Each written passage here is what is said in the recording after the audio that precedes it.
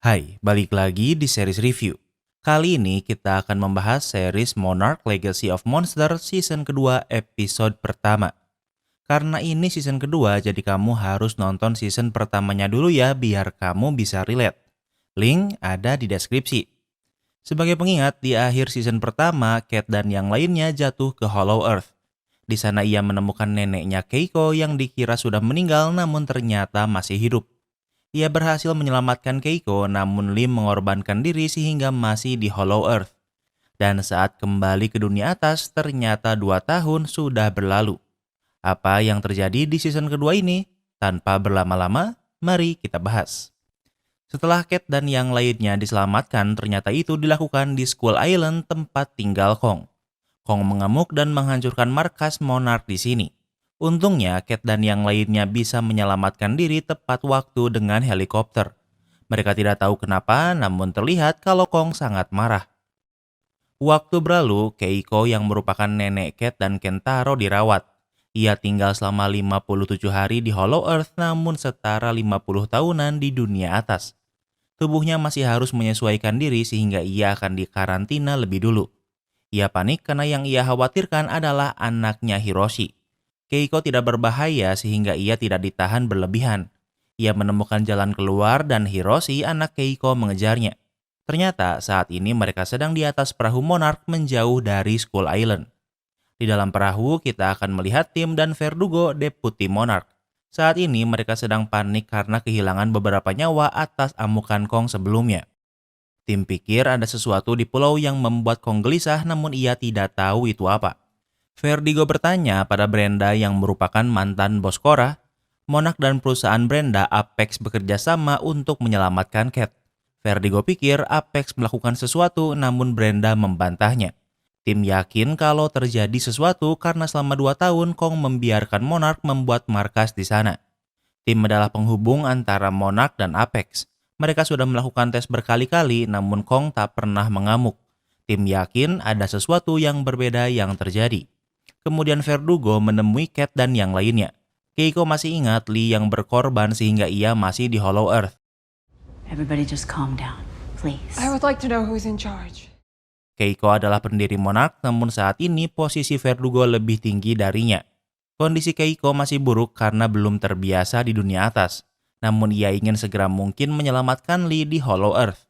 Verdugo pikir itu mustahil karena kembali ke Skull Island sekarang di saat Kong mengamuk bukanlah hal bijak. Verdugo yakin ada sesuatu yang dilakukan Apex yang membuat Kong mengamuk. Verdugo menganggap Lee sudah meninggal namun Keiko membantahnya. Keiko memohon namun Verdugo sudah membulatkan keputusannya. Waktu berlalu, Kentaro menemui Cat di kamar. Karena sekarang mereka ada di perahu, tak banyak yang bisa mereka lakukan selain menunggu. Kentaro tidak ikut jatuh ke Hollow Earth seperti Cat. Selama 2 tahun, Kentaro dan Hiroshi bekerja sama untuk mencari cara menyelamatkan Cat dan yang lainnya. Cat masih tidak suka Lee ditinggalkan di sana karena Lee pernah menyelamatkan Cat. Apalagi Lee juga membantu mereka mencari ayah mereka Hiroshi. Kentaro ingat Keiko berkata kalau Lee jatuh dari ketinggian sekitar 30 meteran jadi mungkin ia sudah meninggal. Namun walau begitu, Cat masih tidak mau menyerah. Kemudian Cat ke ruangan di mana saat ini Keiko sedang dirawat. Hiroshi menemaninya karena selama ini Hiroshi menganggap ibunya sudah meninggal namun ternyata ia masih hidup. Hiroshi memberitahu kalau Keiko baik-baik saja dan ia hanya perlu aklimatisasi. I'm going back for Shaw. Going back? Cat memberitahu kalau ia akan menyelamatkan Lee. Hiroshi pikir itu mustahil karena Monarch sudah menghentikan operasi di Skull Island. Cat tak peduli namun Hiroshi juga tidak ingin membiarkan Cat. Setelah Godzilla muncul di California, Hiroshi menghilang selama setahun. Cat pikir Hiroshi tidak memiliki hak untuk melarangnya sehingga Hiroshi akan ikut membantu. Sementara itu, Brenda, eksekutif Apex, menemui Cora untuk menanyakan kabarnya. Dulunya, Cora bekerja untuk perusahaan Brenda sebagai programmer. Apex sedang mencari cara untuk hidup berdampingan dengan monster dan Brenda pikir Cora bisa membantu. Cora memikirkannya namun ia belum menjawabnya. Kemudian Brenda pergi meninggalkan perahu namun Cora memilih untuk tetap di sini. Saat ini Cora tidak tahu apa yang akan ia lakukan. Kemudian Cat meminta bantuan Cora untuk membantu menyelamatkan Lee. Cora setuju dan ia mengalihkan perhatian tim sementara Cat, Kentaro, dan Hiroshi menyelinap. Tujuan mereka adalah untuk mengakses perahu kecil agar bisa kembali ke Skull Island. Mereka berhasil sampai tanpa ketahuan. Namun tentunya Cora juga ingin ikut bersama mereka dan dengan begitu mereka berhasil keluar dari perahu besar. Terlihat ada awan hitam seperti badai yang menutup Skull Island namun mereka tak gentar. Mereka bisa melewati badai dan akhirnya kembali ke Skull Island. Pulau ini adalah rumah Kong dan monster lainnya. Terlihat di bukit ada monster kepiting yang memperhatikan. Mereka bisa sampai ke pantai tanpa masalah namun perjalanan mereka barulah dimulai. Mereka punya beberapa jam sebelum ketahuan sehingga tidak bisa membuang-buang waktu. Mereka menyusuri hutan namun tentunya ini bukan hutan biasa.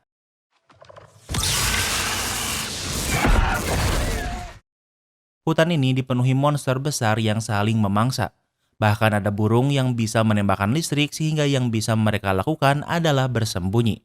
Burung listrik ini mendarat di dekat mereka namun tidak menyadari keberadaan mereka. Karena yang dimakan burung listrik ini adalah ulat raksasa. Sehingga mereka bisa melanjutkan perjalanan. Tak lama kemudian mereka melihat Kong yang sedang tidur.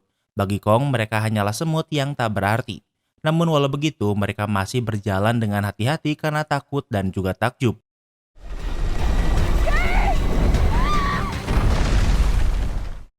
Tiba-tiba Kong berubah posisi tidur dan tangannya mengarah pada mereka. Cat dalam bahaya namun untungnya ia berada di antara jari Kong sehingga selamat. Sementara itu di perahu, tim menemui Keiko yang sudah tersadar. Keiko adalah salah satu pendiri Monarch dan tim sangat mengaguminya. Tim menjelaskan kemajuan perkembangan teknologi Monarch selama 50 tahun Keiko menghilang. Bagi Keiko, kemajuannya sangat cepat sehingga tidak tahu apa ia bisa berguna atau tidak. Tim menjawab kalau justru keberadaan Keiko lah yang kurang dari Monarch. Mesin canggih Monarch hanya bagus dalam mengumpulkan data namun itu tak berarti apa-apa. Dan Keiko lah yang bisa mengembalikan kejayaan Monarch. Keiko pikir jika dengan data ini bisa membuat mereka tahu di mana lokasi Kong berada, mereka bisa menggunakannya untuk menghindari Kong. Dan tentunya Keiko masih belum menyerah untuk menyelamatkan Lee. Namun Vertigo tak ingin membahayakan banyak nyawa untuk menyelamatkan satu orang. Vertigo menunjukkan rekaman saat Kong mengamuk di markas Monarch yang menunjukkan banyak anggota Monarch. No, what is that? Dari rekaman ini, Keiko menyadari ada sesuatu yang aneh. Dari rekaman terlihat ada monster seperti serangga. Tim pikir itu hanya serangga monster biasa, namun Keiko merasa Kong hanya sedang melindungi rumahnya. Tak lama kemudian ada yang memberitahu kalau Cat dan yang lainnya tidak ditemukan. Keiko sadar kalau mereka pasti kembali ke Skull Island. Melihat ada monster serangga, Keiko pikir mereka harus kembali untuk memperingatkan mereka. Kembali ke Skull Island. Cat dan yang lainnya sudah sampai di markas Monarch yang dihancurkan Kong. Di sana masih ada pod yang digunakan Cat untuk keluar dari Hollow Earth. Di sini tidak ada lagi tempat untuk perlindungan sehingga monster bisa datang dengan mudah. Alat yang digunakan untuk membuka portal kehabisan baterai. Tidak ada jalur listrik di sini sehingga mereka harus menyalakan backup generator. Kentaro tahu di mana lokasinya sehingga ia dan Cora akan menyalakan generator. Sementara Cat berduaan bersama Hiroshi. Did you need a second family because Mom and I weren't good enough? Cat bertanya kenapa Hiroshi memiliki keluarga lain di Jepang. Hiroshi menjelaskan kalau ia melakukannya tanpa berpikir. Hiroshi dan ibu Kentaro sama-sama bekerja untuk Monarch dan perlahan menjalin kasih. Sementara saat Hiroshi bersama ibu Cat, saat itu Monarch masih rahasia sehingga Hiroshi tidak bisa memberitahu pekerjaannya. Kembali ke tempat Kentaro, mereka sudah menemukan backup generator dan berhasil menyalakannya. Namun karena tak memiliki pagar, kini ada monster yang bisa masuk.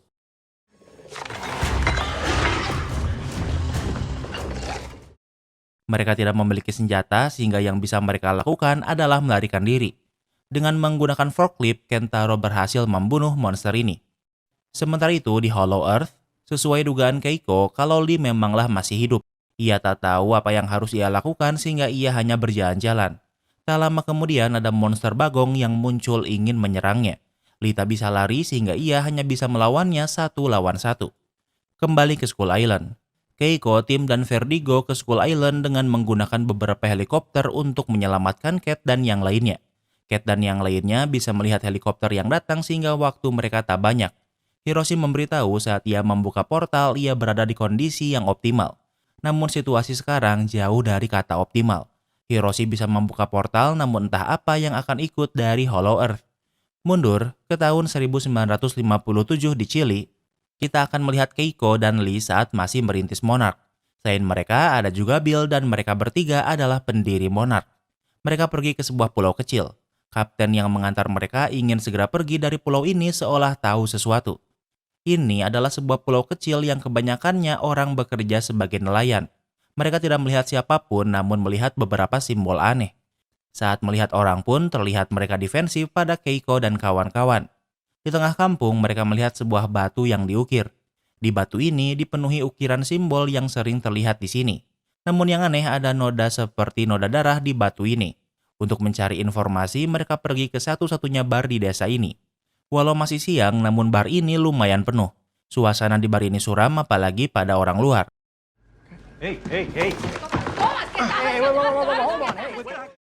Namun perhatian Bill tertuju pada makhluk seperti isopod berukuran besar.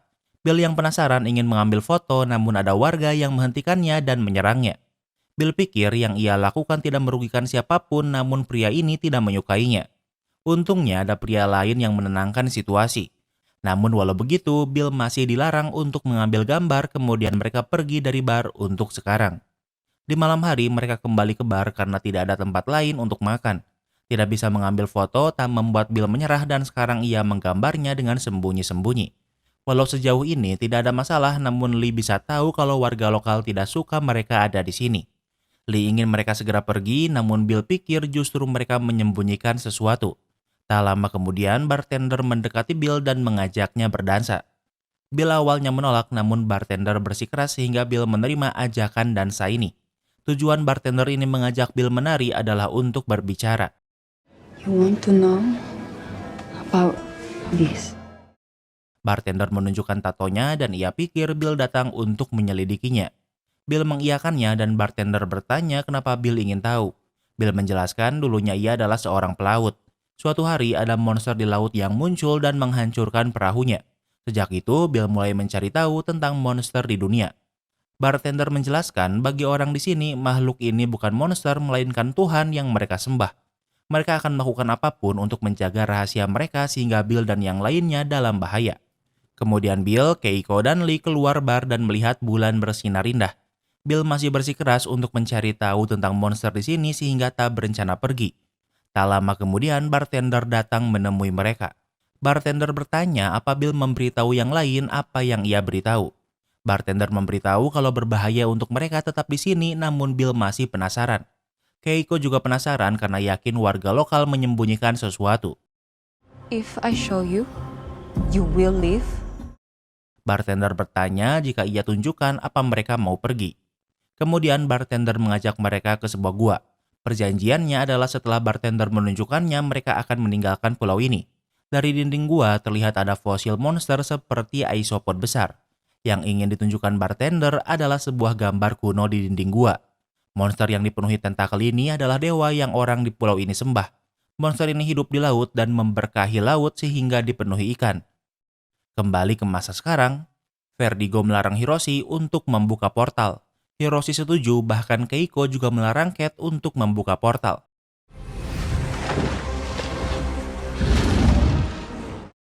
Namun Cat yang berhutang nyawa pada Lee berdegong sehingga membuka portal.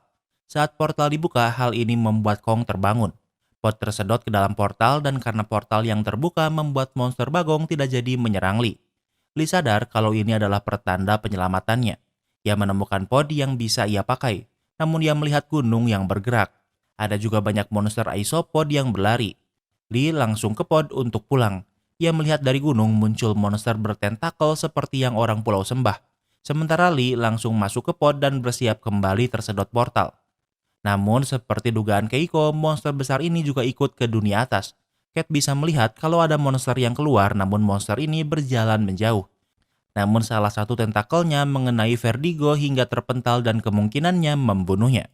Sementara di dalam pod ternyata ada monster isopod yang berhasil masuk. Lee diserang namun untungnya ia berhasil membunuh monster isopod ini. Pod Lee berhasil keluar dari portal hidup-hidup. Lee melihat Kong yang marah karena portal kembali dibuka. Kong menghancurkan alat yang membuka portal agar tidak ada lagi monster yang muncul. Kemudian ia mengejar monster tentakel. Sementara Cat dan yang lainnya berhasil menaiki helikopter untuk melarikan diri. Mereka bisa melihat Kong yang mengejar monster tentakel, namun setelah memasuki air, Kong tidak bisa lagi mengejarnya. Dan dengan begitu, episode pertama pun berakhir. Kini kita masuk ke sesi rating. Episode pertama ini sangat penting untuk memastikan ceritanya menarik. Dan episode pertama ini memenuhi semua aspek yang sukses bikin Mimin penasaran. Monsternya udah ditunjukin dari awal. Kita udah lihat Kong walau belum lihat Godzilla. Jadi untuk rating episode pertama, Mimin kasih rating 10/10. Apa kalian setuju sama rating Mimin?